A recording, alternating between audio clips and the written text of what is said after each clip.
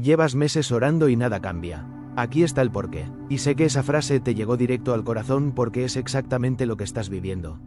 Has orado, has creído, has esperado, y la situación sigue igual, o en algunos casos peor. Y en algún punto de ese proceso una pregunta empieza a crecer en tu interior que quizás no te has atrevido a decir en voz alta. ¿Para qué seguir orando si nada cambia? Hoy quiero responderte esa pregunta con honestidad. No con frases vacías de consuelo. No con respuestas fáciles que suenan bien pero que no alcanzan para calmar lo que realmente sientes. Sino con verdades que tienen el poder de transformar completamente la forma en que interpretas el silencio de Dios y la espera que tanto te ha costado. En los próximos minutos vamos a hablar de las 3 razones espirituales principales por las que la respuesta a veces tarda, de qué está haciendo Dios en el silencio mientras tú esperas, de cómo sostener la fe en el proceso sin que el tiempo destruya lo que has construido, y al final te voy a dar herramientas prácticas para seguir orando cuando todo en ti quiere rendirse. Quédate hasta el final porque lo más importante viene al cierre. Comencemos con algo que necesita ser dicho desde el principio para que el resto del mensaje tenga el contexto correcto. El silencio de Dios no es lo mismo que la ausencia de Dios. Estas dos cosas se sienten idénticas desde adentro. Cuando llevas meses sin ver resultados, cuando oras y no hay señales claras de que algo está moviéndose, cuando el tiempo pasa y la situación no cambia, la experiencia interna es indistinguible de estar completamente solo. Pero hay una diferencia enorme entre que Dios esté en silencio y que Dios esté ausente. Y esa diferencia no es solo teológica. Tiene consecuencias prácticas enormes en cómo atraviesas el proceso de espera. Un padre que está en silencio mientras su hijo aprende a caminar no está ausente. Está presente, está observando, está listo para intervenir si el niño cae de una manera peligrosa, pero está deliberadamente guardando silencio para que el proceso de aprendizaje pueda ocurrir. El silencio tiene un propósito, y entender cuál es ese propósito en tu situación específica puede cambiar completamente la experiencia de la espera. Isaías 40 versículo 31 dice: pero los que esperan en el Señor renovarán sus fuerzas. Volarán como las águilas, correrán y no se fatigarán, caminarán y no se cansarán. Nota la promesa, no dice que los que esperan en el Señor nunca van a cansarse. Dice que los que esperan en el Señor renovarán sus fuerzas. La renovación implica que el cansancio ocurre, implica que la espera agota, pero también implica que en el proceso de esperar en Dios hay algo que se recarga. Algo que se renueva, algo que no podría recargarse de ninguna otra manera. Hablemos ahora de las 3 razones principales por las que la respuesta de Dios a veces tarda. Estas no son todas las razones posibles. Son las más consistentes con lo que la Biblia enseña y con lo que personas de fe han experimentado a lo largo de la historia. La primera razón es que Dios no trabaja en tu tiempo, trabaja en el tiempo perfecto. Esta es quizás la razón más difícil de aceptar porque implica que hay un conocimiento que Dios tiene sobre tu situación que tú no tienes. Que Él puede ver variables que tú no puedes ver. Que la respuesta que pides puede estar siendo preparada para un momento específico donde las condiciones sean exactamente las correctas para que produzca el máximo bien en tu vida. El ejemplo más claro de esto en la Biblia es la historia de Lázaro. Cuando Lázaro cayó enfermo, sus hermanas enviaron un mensaje a Jesús diciéndole: Señor, el que amas está enfermo. Y la respuesta de Jesús fue quedarse donde estaba 2 días más. 2 días más, cuando alguien que amaba estaba muriendo. Y la Biblia dice algo que en superficie parece contradictorio. Dice así que cuando oyó que estaba enfermo se quedó 2 días más en el lugar donde estaba. Y luego dice: Jesús amaba a Marta, a su hermana y a Lázaro. El amor de Jesús por Lázaro no produjo una respuesta inmediata. Produjo una espera de 2 días. No porque el amor fuera pequeño, sino porque lo que Jesús tenía planeado requería que las condiciones fueran exactamente las que eran cuando llegó. Si Jesús hubiera ido inmediatamente habría sanado a un enfermo. Al esperar resucitó a un muerto. Y la gloria que se manifestó en la resurrección no habría sido posible en la sanación. Lo que Dios tiene preparado para tu situación puede requerir condiciones que todavía no están completamente listas. Y su espera no es indiferencia. Es preparación para algo que va más allá de lo que tú estás viendo desde donde estás. La segunda razón es que a veces Dios no cambia la situación porque está cambiando a la persona. Esta es la razón que más resistencia genera en las personas. Porque implica que el problema no siempre está afuera, que a veces lo que necesita cambiar está adentro, y que el proceso que tanto duele es precisamente el instrumento que Dios está usando para producir ese cambio interno. Santiago 1:2-4 dice: Hermanos míos, tened por sumo gozo cuando os halléis en diversas pruebas, sabiendo que la prueba de vuestra fe produce paciencia. Mas tenga la paciencia su obra completa para que seáis perfectos y cabales sin que os falte cosa alguna. La prueba produce paciencia. La paciencia tiene una obra. Esa obra produce madurez. Esa madurez produce integridad. Y esa integridad produce una vida donde no te falta nada de lo que necesitas para cumplir tu propósito. Ese es el proceso. Y ese proceso tiene una duración que no puede ser apresurada sin perder el resultado que produce. Piensa en el proceso de formación de un diamante.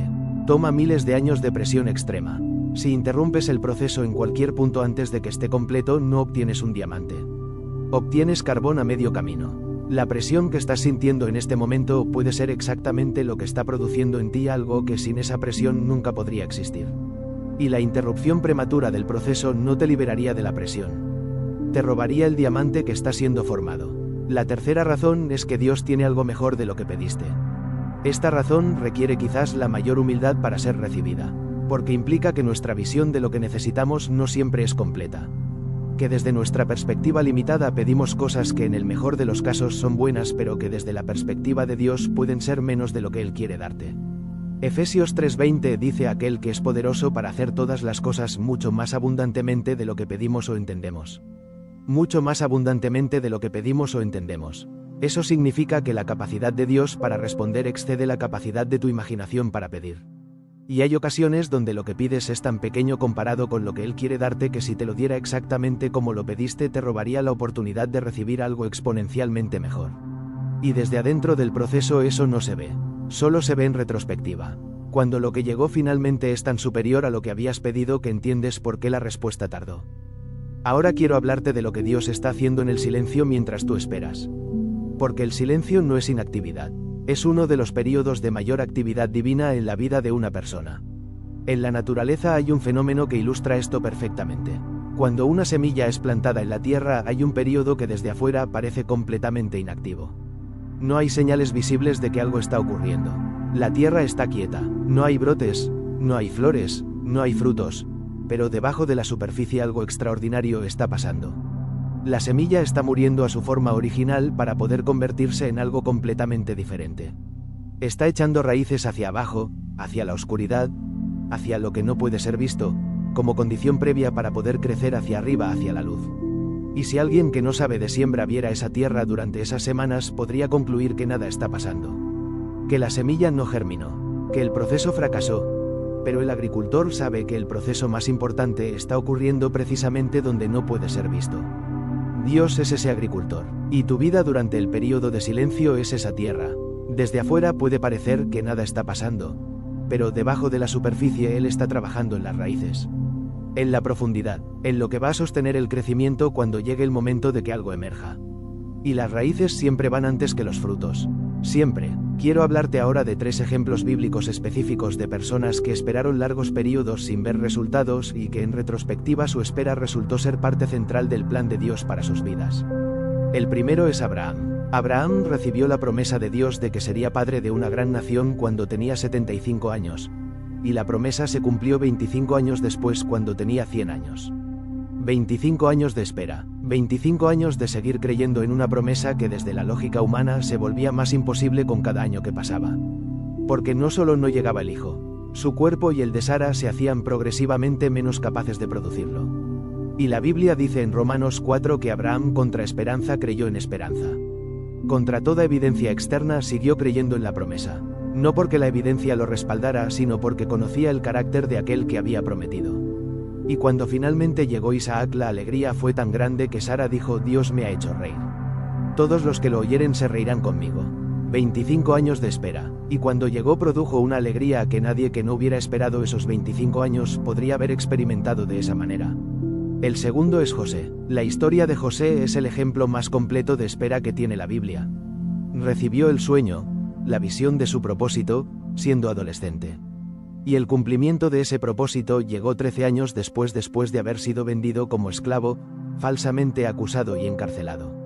13 años, desde la promesa hasta el cumplimiento. 13 años donde cada circunstancia parecía alejarle más de lo que Dios le había mostrado que vendría.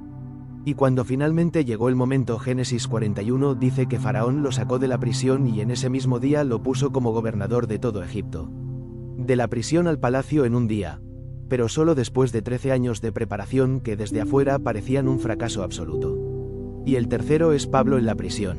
Pablo escribió algunas de las enseñanzas más profundas y más transformadoras del Nuevo Testamento desde la prisión. No a pesar de estar en prisión. Desde la prisión, porque fue precisamente la restricción de la prisión lo que le dio el tiempo, la quietud y la perspectiva para escribir lo que no habría podido escribir en movimiento.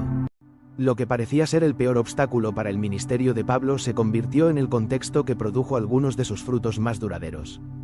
Ahora quiero darte 4 herramientas prácticas para sostener la fe en el proceso de espera cuando todo en ti quiere rendirse. La primera herramienta es orar con gratitud por lo que todavía no ha llegado. Esto es lo que la Biblia llama fe anticipatoria. Marcos 11:24 dice: todo lo que pidiereis orando, creed que lo recibiréis y os vendrá. Creed antes de que venga. Esa es la postura de la fe genuina en el proceso de espera. No estás fingiendo que ya llegó. Estás declarando que confías en que llegará. Y esa declaración tiene un efecto en tu estado interno que cambia la experiencia de la espera. La segunda herramienta es llevar un registro de las señales pequeñas. En los periodos de espera Dios frecuentemente da señales pequeñas de que el proceso está activo aunque los resultados grandes no sean todavía visibles. Una paz que llega en el momento indicado. Una palabra que escuchas que parece dirigida directamente a tu situación. Una circunstancia pequeña que se alinea de una manera que no puede ser completamente explicada por el azar. Llevar un registro de esas señales pequeñas construye evidencia de que Dios está activo en el proceso aunque el resultado final todavía no haya llegado. Y esa evidencia alimenta la fe para seguir